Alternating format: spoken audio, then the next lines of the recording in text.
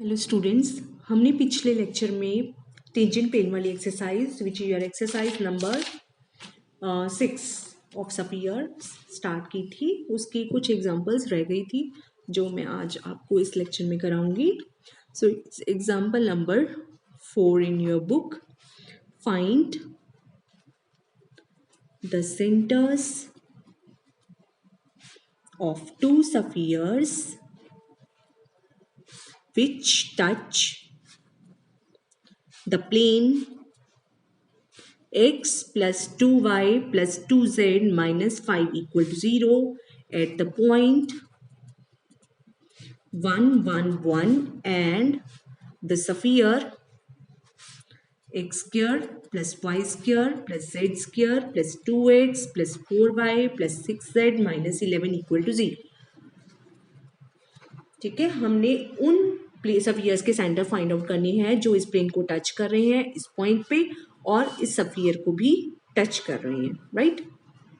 हाँ जी, सो हमने ऐसे सफियर्स के सेंटर फाइंड आउट करने हैं जो एक प्लेन जो हमें दिया गया है उसको 1 1 1 पॉइंट पे टच कर रहे हैं और एक दूसरा सफियर है उसको भी टच कर रहे हैं जिसकी इक्वेशन है x square plus y square plus z square plus 2x plus 4y plus 6z minus 11 equal to 0, right.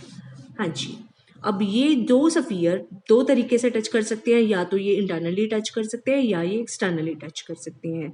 ठीक है, तो दो condition touch externally touch internally वाली यूज करके हमारे पास दो सफियर्स आएंगे, तो वहां से हमारे पास दो सेंटर्स आएंगे, राइट। हाँ जी, suppose this is the center which is C, this is the point P, right।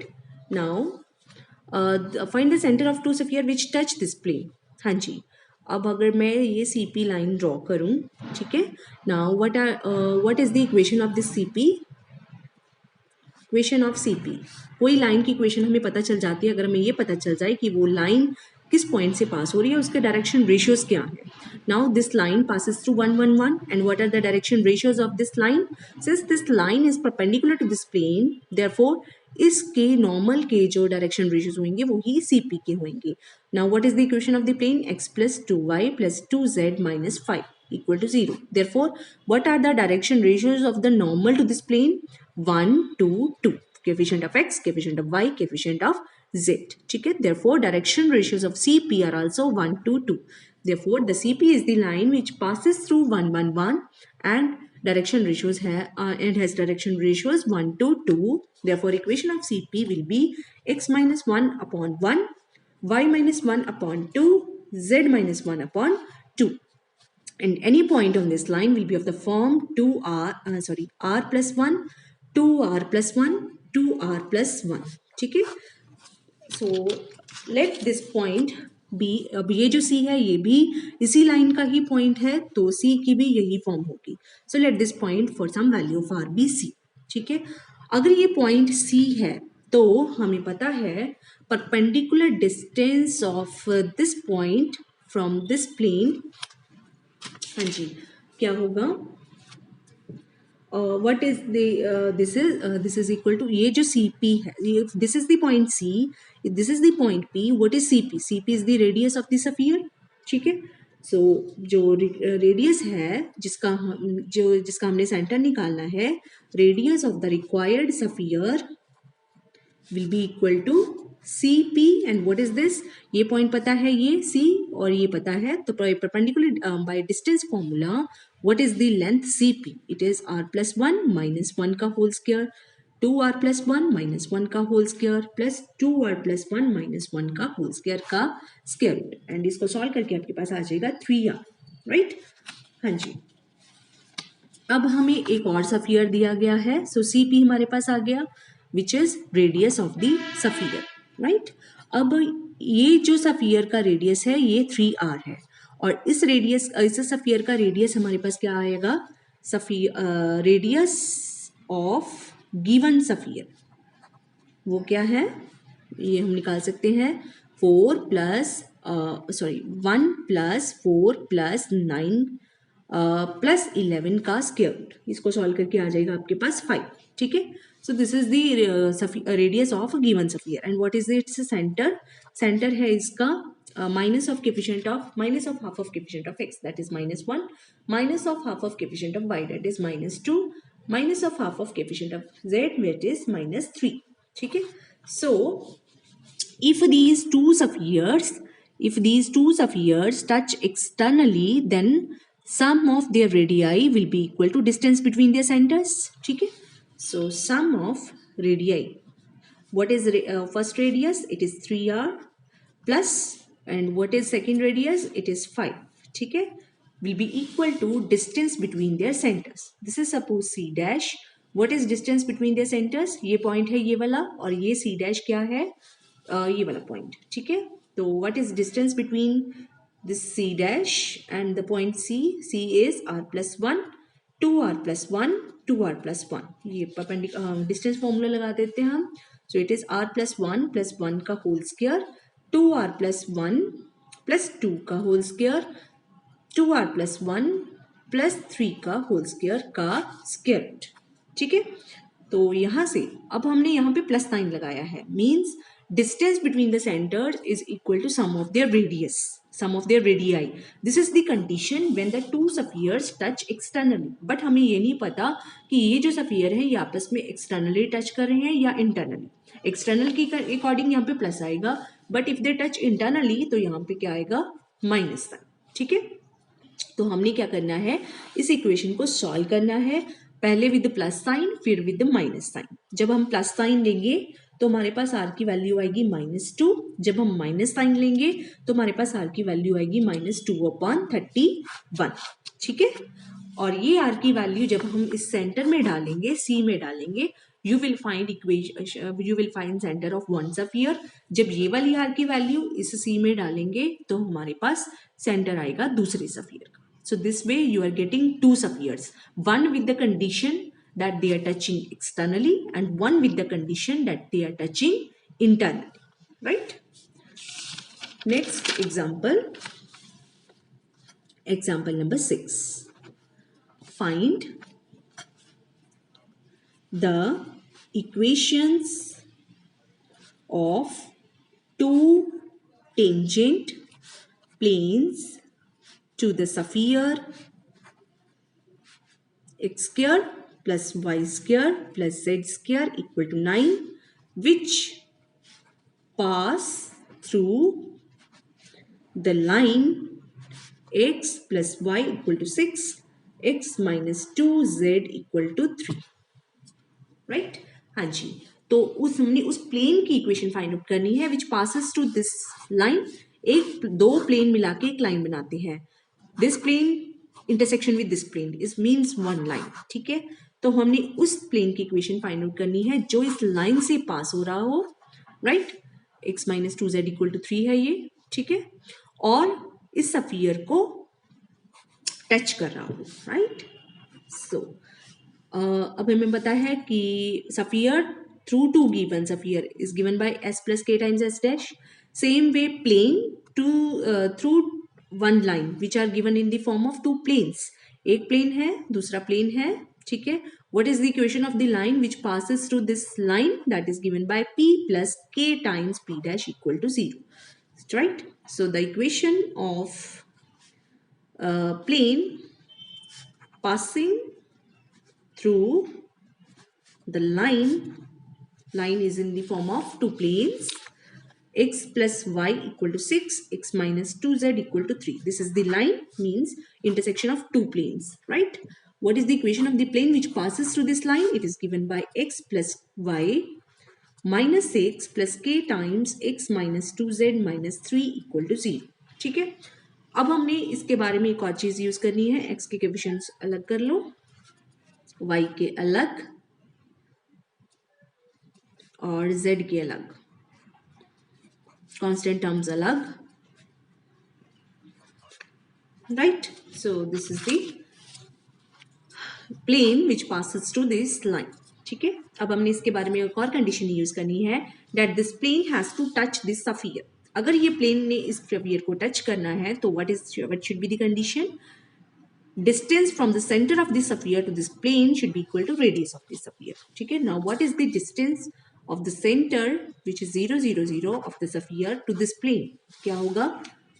1 plus k times 0 plus 1 times 0 plus minus 2k times 0 plus 6 plus 3k का modulus upon square root of 1 plus k का whole square plus 1 square plus minus 2k का whole square. That should be equal to radius of the sphere. What is radius? It is 3. ठीक है. तो इस condition को use करके you will find the value of k. Put this value of k in this equation. ठीक है. You will find equation of required plane. Okay. Next question.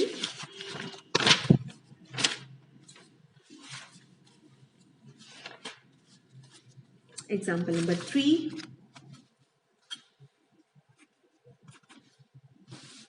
It says, prove that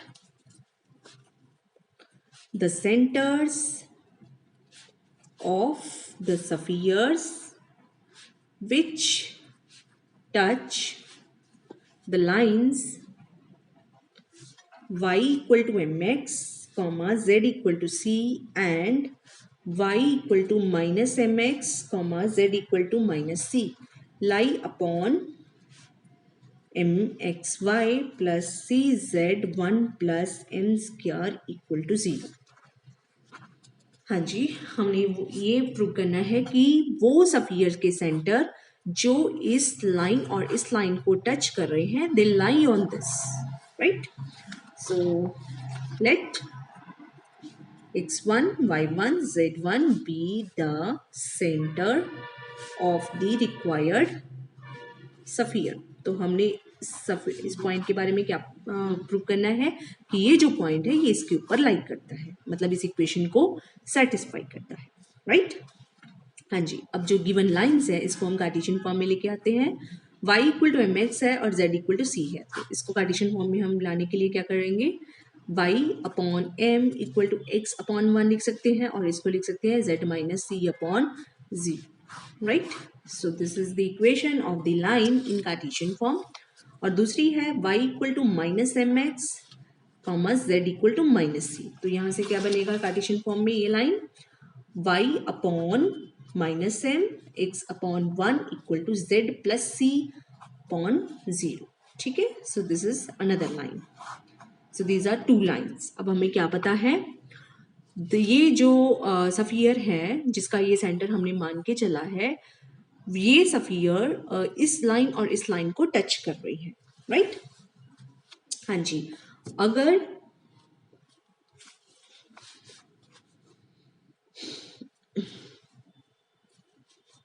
ये एक line है, suppose this is line 1 and this is line 2. Suppose this is line 1, right.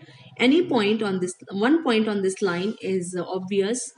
इसको हम लिख सकते हैं x माइनस 0, इसको हम लिख सकते हैं y माइनस 0, इसको लिख सकते हैं z minus 0. So one point on this line is 0 0 c. ठीक है. तो ये मैंने लाइन ली है, इसके ऊपर एक पॉइंट लिया है 0 0 c. ठीक है. And here I am having centre of a sphere which is x1 y1 z1. Suppose this is the point a and this is the point c. ठीक है. Draw a perpendicular on this line. ठीक है. सो अगर मुझे इस C this is suppose M, right. CM find out करना है, तो what I will do, I will find AC and AM. ठीक है. फिर पाइथागोरस थ्योरम लगा देंगे. What is AC? AC तो निकल आएगा हमारे पास, AC स्क्वायर कैसे निकलेगा, by distance formula. What is this, x1 का स्क्वायर y1 का square plus z1 minus c का होल स्क्वायर. ठीक है. And how you will find AM? What is AM? It is projection of AC on line L1. ठीक है. तो ये कैसे निकलती है, अगर आपके पास ये लाइन है joining the point A1 B1 C1 A2 B2 C2 and this is the perpendicular to this. अगर this is the point A, this is the point B, this is the point C, then AC is the projection of the line AB onto this. ठीक है. और इसके direction ratios है LMN, right. Then AC is given by A1 minus A2 times L B1 minus B2 times M, C1 minus C2 times N. This is the formula for finding the projection. ठीक है, so यहाँ पे AM क्या है, projection of AC onto this line. Therefore, what are the direction ratios of this line? L1 के direction ratios क्या है, 1m0. ठीक है, 1m0, right? So what is the projection of AC onto this line, which is AM? It is given by x1 minus 0 times 1, y1 minus 0 times m, z1 minus c times 0. ठीक है, so it is x1 plus m y1, right? So now what is this equal to? The cm square will be ac square minus am square. So this is equal to ac square क्या है, x1 square plus y1 square plus z1 minus c का whole square minus square of this x1 plus m y1 का whole square. ठीक है, हाँ जी, sorry यहाँ पे एक चीज़ और रह गई, अपॉन में भी होता है, it is upon n square plus m square plus n square. तो यहाँ पे भी क्या आ जाएगा, अपॉन में 1 प्लस एन स्क्र. ठीक है, तो ये आ गया. सो सी एन स्क्र आ गया. Same way you will find c n square.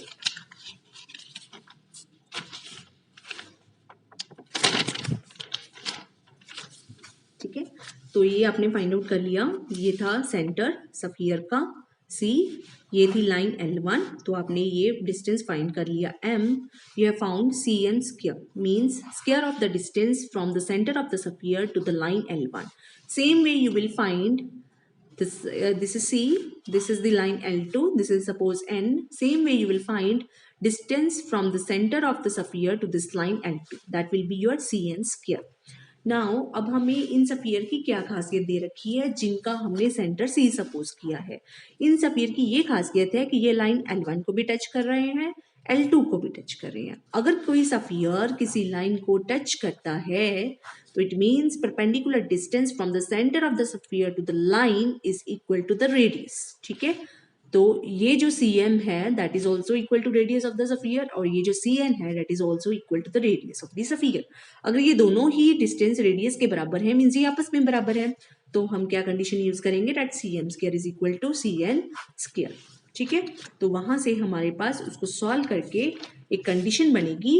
वो क्या बनेगी, 4CZ1 times 1 plus m square plus 4m x1 y1 equal to 0.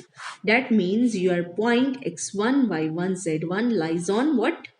It lies on 4m xy plus 4cz times 1 plus m square equal to 0. So this is the required thing which we wanted to prove, right? बस हम यहाँ हमने एक चीज़ extra की है, हमने projection का formula use किया है. Projection of a line on to a line.